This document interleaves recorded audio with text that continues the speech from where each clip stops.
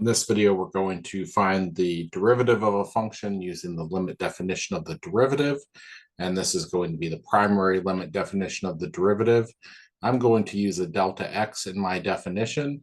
Your teacher may continue to use h that you used in pre-calculus, but we're in calculus now, so I'm going to use a delta x because you should be getting used to differentials. So it looks like this. And so it's f of x plus delta x minus f of x divided by delta x. And we'll do several examples here so you can see how that works out. We're going to start with number 29 in the textbook, and that says that f of x is equal to negative 5x. So my f of x plus delta x will be equal to negative 5 times x plus delta x is going to be equal to negative 5x minus 5 delta x. So f of x plus delta x minus my original f of x is going to be negative 5x minus 5 delta x minus my original negative 5x. So that's going to be negative 5x minus 5 delta x plus 5x. This is my f of x plus delta x minus f of x. So negative 5x and positive 5x, the parts without delta x's, will zero each other out. I'll be left with f of x plus delta x minus f of x. And that's going to be equal to a negative 5 delta x. Now my definition has a divided by delta x in it.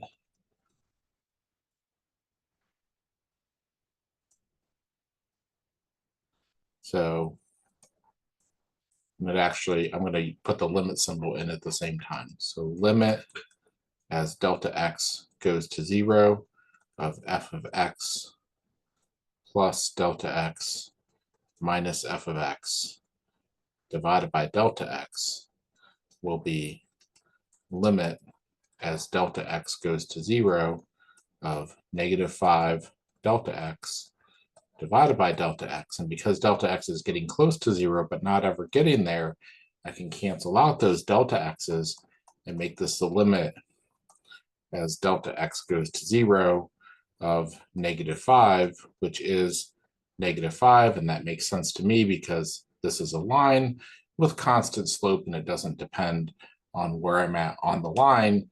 The slope will always be negative 5. Let's go ahead now and look at number 33 from the textbook. Number 33 asks me to use the limit definition of the derivative to find the derivative of f of x is equal to 4x squared minus 5x. So my f of x plus delta x is going to be equal to 4 times x plus delta x quantity squared minus 5 times the quantity x plus delta x. Do not think that you can distribute this 2 onto the x and the delta x and be done. This is a binomial times a binomial. 4 times x plus delta x times another x plus delta x minus 5 x plus delta x is equal to 4 times, and you FOIL this right here, x times x is x squared, x times delta x is x delta x. Another x times delta x is x delta x, and delta x times delta x is delta x quantity squared. I can distribute this negative 5 now, minus 5x minus 5 delta x. Right? This 4 is outside of everything. So this is f of x plus delta x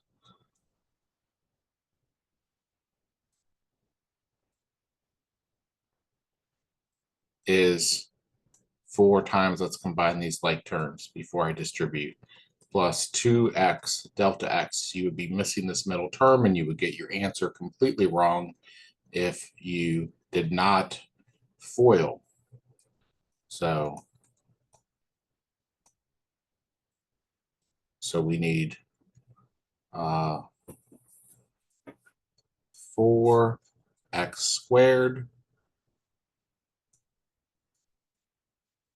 plus 8x delta x plus 4 times delta x quantity squared minus 5x minus 5 delta x.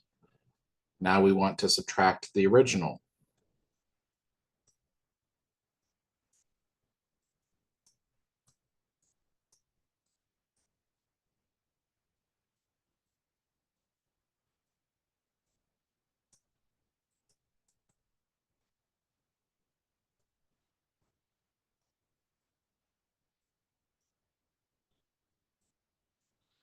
That gives me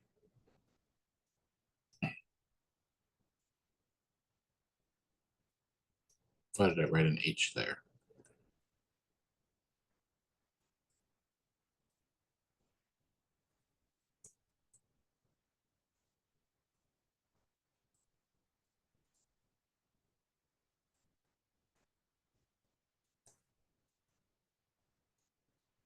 Four x squared plus 5x on the end minus 4x squared and positive 4x squared make a 0. Positive 5x and negative 5x make a 0. Everything left has a delta x in it. So f of x plus delta x is equal to delta x times 8x plus 4 delta x minus 5. So when we take the limit as delta x goes to 0 of f of x plus delta x minus f of x over delta x, we have delta x times 8x plus, we have the limit as delta x goes to 0 of this, delta x times 8x plus 4 delta x minus 5 over delta x, and the delta x's will cancel, leaving me with the limit as delta x goes to 0 of 8x plus 4 delta x minus 5. Delta x going to 0 makes that term go to 0, and I'm left with 8x minus 5 for my answer. That is correct. So 39 is the next problem that we're going to do, and it is a rational function. So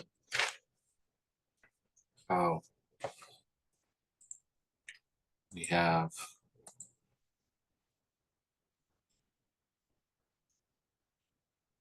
f of x is equal to 1 over x plus 2, making f of x plus delta x equal to 1 over x plus delta x plus 2.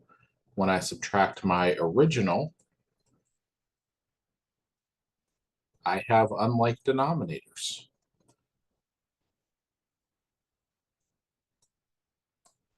So I'm going to have to make a common denominator for both of them. 1 over x plus delta x plus 2 will need to be multiplied by x plus 2 over x plus 2.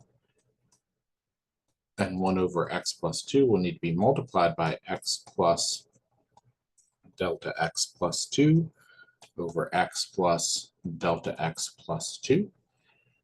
And that will give me f of x plus delta x minus f of x is equal to 1 times x plus 2 is x plus 2, and a negative 1 times x, let's just write it out, x plus delta x plus 2. The minus 1 is the coefficient out front. And this is going to be x plus 2 times x plus delta x plus 2. Let's go ahead and distribute in that numerator. X plus delta x minus f of x is x plus 2 minus x minus delta x minus 2 over x plus 2 x plus delta x plus 2. X minus x is 0. 2 minus 2 is 0. I'm left with a negative delta x in the numerator. So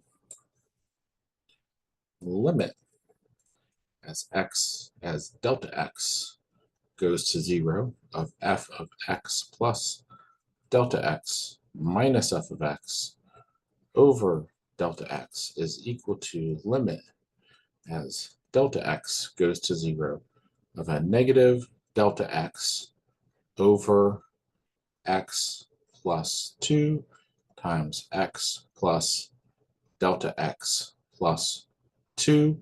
And all of that is getting divided by delta x. I'm going to write it with a division symbol just because I don't want you to have to look at a complex fraction. So that's going to be with a denominator of 1. This is limit as delta x goes to 0 of negative delta x over x plus 2 times x plus delta x plus 2 times the reciprocal of this divisor. And because delta x is going towards 0 but not ever getting there, we can cancel those out to make a 1. And this is a negative 1 times a positive 1 is a negative 1 over x plus 2 times x plus delta x plus 2. We're going to let delta x go to 0. And this is going to be negative 1 over x plus 2 times x plus 2 because delta x is going to 0, which makes a negative 1 over x plus 2 quantity squared. That was number 39.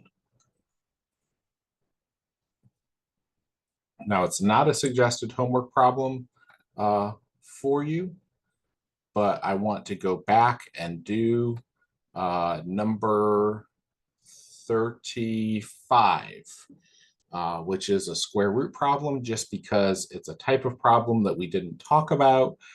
We did a polynomial, we did a rational function. You should have also learned how to deal with radical functions.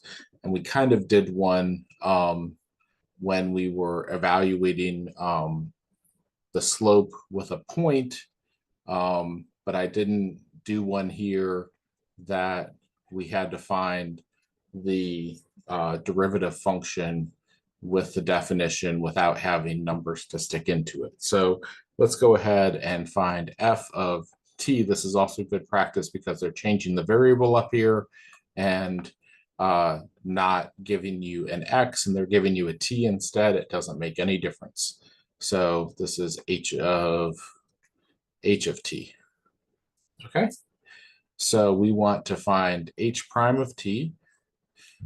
And first we want h of t plus delta t is going to be t plus delta t minus 3. And next we want t plus h of t plus delta t minus h of t is root t plus delta t minus 3 minus root t minus 3.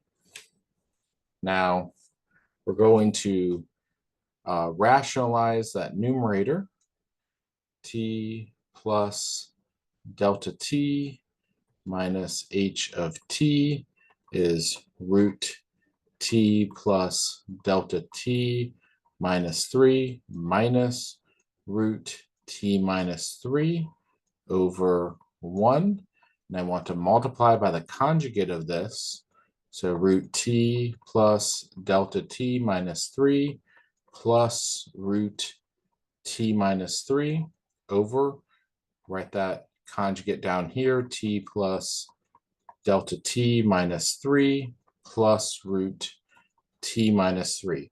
Why did I do that? Because I want to take advantage of the fact that a minus b times a plus b is always equal to a squared minus b squared. And it will get rid of the square root sign, so there won't be any middle terms. So h of t plus delta t minus h of t is going to be equal to t plus delta t minus 3 minus t minus 3 over root t plus delta t minus 3 plus root t minus 3. So when we distribute in our numerator,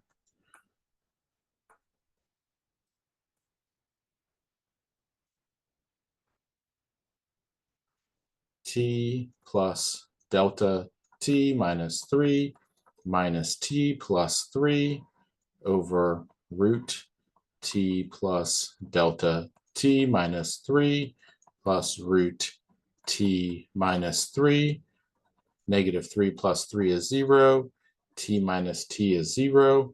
And we're ready to take the limit as delta t goes to 0 of h of t plus delta t minus h of t over delta t is equal to delta t over root t plus delta t minus 3 plus root t minus 3.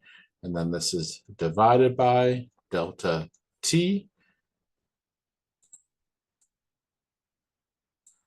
So limit as delta t goes to 0, h of t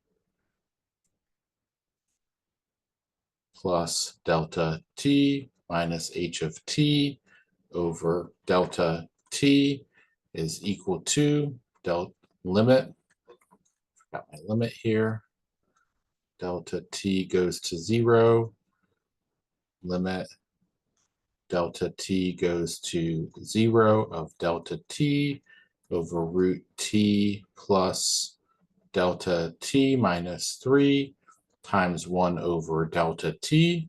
My delta t's will cancel, making this the limit as delta t goes to 0. I'm just going to call this h prime of t at this point on the left-hand side because it's the derivative.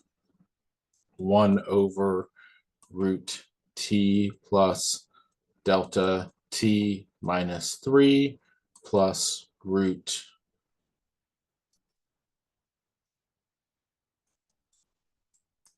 t minus 3.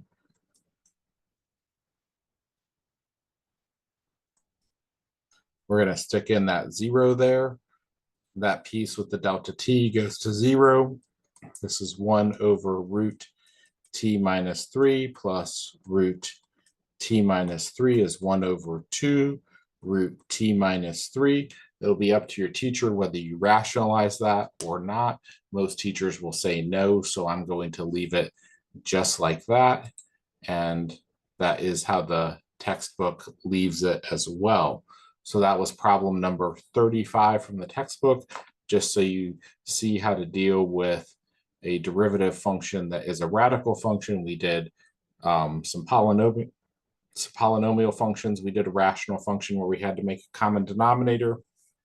We did a radical function where we had to rationalize the numerator. So that's it. We will come back and apply this concept next time to find the equation of a tangent line. So we'll take what we did in the previous video with finding the slope at a point of tangency. We'll use that with the point slope form of the line to find the actual equation of a tangent line. So that is one of the big problems in calculus, is the tangent line problem. And we'll be talking about how to solve that problem next time. So see you for the next video.